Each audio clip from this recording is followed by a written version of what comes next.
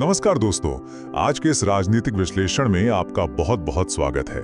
आज हम बात करने वाले हैं 13 मई 2026 के उस ऐतिहासिक फ्लोर टेस्ट की, जिसने तमिलनाडु की राजनीति में एक भूचाल सा ला दिया है और राज्य के सारे सियासी समीकरणों को पूरी तरह से पलट कर रख दिया है। 25, जी हाँ 25, ये सिर्फ एक नंबर नहीं है। दरअसल ये उन बागी AIAMDK विधायकों की सटीक गिनती है जिन्होंने दक्षिण भारत की सबसे मजबूत राजनीतिक मशीनों में से एक की नींव ही हिला दी। और इसी जादुई आंकड़े ने मुख्यमंत्री C. जोसेफ विजय के नेतृत्व वाले TVK गठबंधन की सरकार को पूरी तरह से सुरक्षित कर लिया। सोचिए, बस इस एक कदम ने दशकों पुरानी पार्टी को बीच से चीर कर रख दिया है। तो आइए इस गुटिये युद्ध और पार्टी में पड़ी इस दरार के अंदर झांक कर देखते हैं कि आखिर वो तात्कालिक कारण क्या था जिसने रातों रात इस पूरे राजनीतिक परिदृश्य को पलट दिया। अगर हम इन आंकड़ों को देखें तो बगावत का स्तर साफ समझ आता है। कुल 47 विधायकों में से आधे से भी ज्यादा ने एडप्पादी के पलानीस्वामी, जिन्हें हम EPS के नाम से भी जानते हैं, उनका साथ छोड़ दिया और वो विजय के सरकार के समर्थन में चले गए। 25 बागी हो गए और केवल 22 ही वफादार बचे। मतलब ये कोई छोटी मोटी बगावत नहीं थी, बल्कि सत्ता का एक बहुत बड़ा पलटवार था। अब दिलचस्प बात यह है कि इस पूरी घटना में दोनों ही पक्षों की अपनी अपनी अलग कहानी है। एक तरफ बागियों का दावा है कि वो EPS और DMK के बीच किसी भी सीक्रेट अलायंस या गुप्त गठबंधन को रोकने के लिए एक वैचारिक सुधार यानी आइडियोलॉजिकल करेक्शन कर रहे हैं। लेकिन दूसरी तरफ EPS इन दावों को पूरी तरह से खारिज करते हैं। उनके हिसाब से ये बागी महज गद्दार हैं, जो सिर्फ मंत्री पद और बोर्ड अध्यक्ष की कुर्सी के लालच में बिक गए हैं। और इस गर्मागर्मी के बीच पूर्व मंत्री CV षणमुगम का एक तीखा सवाल इस पूरे विवाद को और गहरा कर देता है। वो पूछते हैं, ये बैठक कब हुई, कहां हुई, आखिर कौन सा प्रस्ताव पारित किया गया।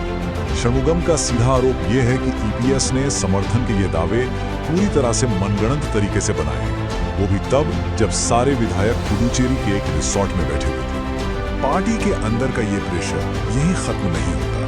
बागी नेता SP वेलुमणि की मांगे एकदम क्लियर हैं। वो चाहते हैं कि 2019, 2021 और 2026 की लगातार हार के बाद EPS के नेतृत्व की पूरी तरह से समीक्षा हो। और इतना ही नहीं, वो VK शशिकला, O पनीरसेल्वम और TTV दिनाकरण जैसे पार्टी से निकाले गए दिग्गजों की वापसी की भी जोरदार वकालत कर रहे हैं। साफ है, ये EPS की पावर को एक खुली चुनौती है। फ्लोर टेस्ट के इस हाई वोल्टेज ड्रामे से थोड़ा आगे बढ़ते हैं और देखते हैं सत्ता के नए दलालों का उदय, खास तौर पर मार्टिन परिवार का। पर्दे के पीछे आखिर ये सैंटियागो मार्टिन परिवार कैसे एक नया पावर सेंटर बन रहा है। इस पूरे दलबदल के पीछे एक बहुत ही अहम नाम सामने आ रहा है, लीमा रोज मार्टिन। ये पहली बार AIADMK से विधायक बनी है और लॉटरी किंग सैंटियागो मार्टिन की पत्नी है। अब हैरानी की बात तो यह है कि जिस परिवार के बिजनेस एम्पायर पर हाल ही में सेंट्रल एजेंसियों का इतना भारी दबाव रहा है, आज उसी परिवार को AIADMK के इतने सारे विधायकों को TV के खेमे में लाने का सबसे बड़ा क्रेडिट दिया जा रहा है। ये परिवार पॉलिटिकल सिस्टम में कितनी अंदर तक पेट बना चुका है, ये जानना आपके लिए बहुत जरूरी है। देखिए, लीमा रोज के दामाद आधव अर्जुन पहले से ही TV के सरकार में मंत्री हैं। बताया जा रहा है कि खुद लीमा रोज भी अब कैबिनेट में जगह मांग रही हैं और उनका बेटा पुडुचेरी में NDA का विधायक है। रिपोर्ट्स तो यहाँ तक कहती हैं कि बागी गुट अपने इस क्रिटिकल सपोर्ट के बदले TV के सरकार से लगभग 8 मंत्री पदों की मांग कर रहा है। सोचिए, ये कितना बड़ा पॉलिटिकल इन्वेस्टमेंट है। अब आते हैं इस पूरे विवाद के सबसे दिलचस्प पहलू पर। आखिर दिल्ली क्यों खुश है? इस क्षेत्रीय उथल-पुथल का राष्ट्रीय स्तर पर क्या इम्पैक्ट पड़ रहा है? अगर हम इस समीकरण को समझें तो विपक्ष के इस बिखराव से सीधे तौर पर BJP को 3 जबरदस्त रणनीतिक फायदे मिल रहे हैं। पहला, AIADMK पर EPS का जो एक छत्र राज था वो अब कमजोर हो गया है। दूसरा, TVK गठबंधन के अंदर अब एक बहुत बड़ा दिल्ली समर्थक गुट आ गया है जो कांग्रेस के 5 विधायकों की तुलना में बहुत ज्यादा बड़ा है। और तीसरा, इससे ये सुनिश्चित हो गया है कि भविष्य में तमिलनाडु की संसदीय राजनीति में जो भी नए समीकरण बनेंगे वो वर्तमान नेतृत्व की तुलना में बातचीत के लिए कहीं ज्यादा खुले या कहें तो नेगोशिएबल होंगे।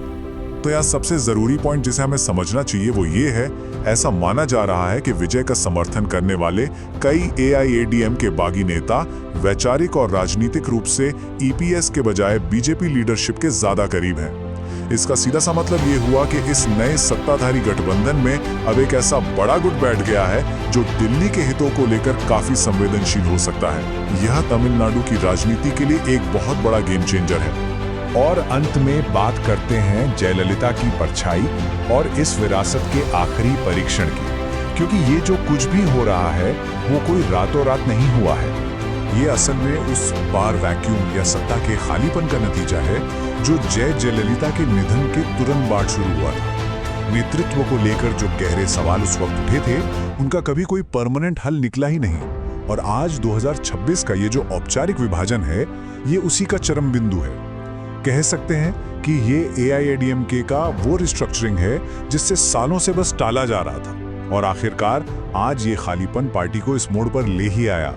तो इस पूरी चर्चा के बाद एक बहुत ही बड़ा सवाल हमारे सामने खड़ा होता है, क्या ये भारी सियासी उथल-पुथल वाकई में AIADMK के अंदर इस पावर क्राइसिस को हमेशा के लिए सुलझा देगी, या फिर तमिलनाडु पर वर्चस्व की एक और भी बड़ी और भी कॉम्प्लेक्स लड़ाई अभी बस शुरू ही हुई है? इस बारे में आप क्या सोचते हैं? इस राजनीतिक विश्लेषण में हमारे साथ जुड़ने और तथ्यों की गहराई तक जाने के लिए आपका बहुत बहुत शुक्रिया।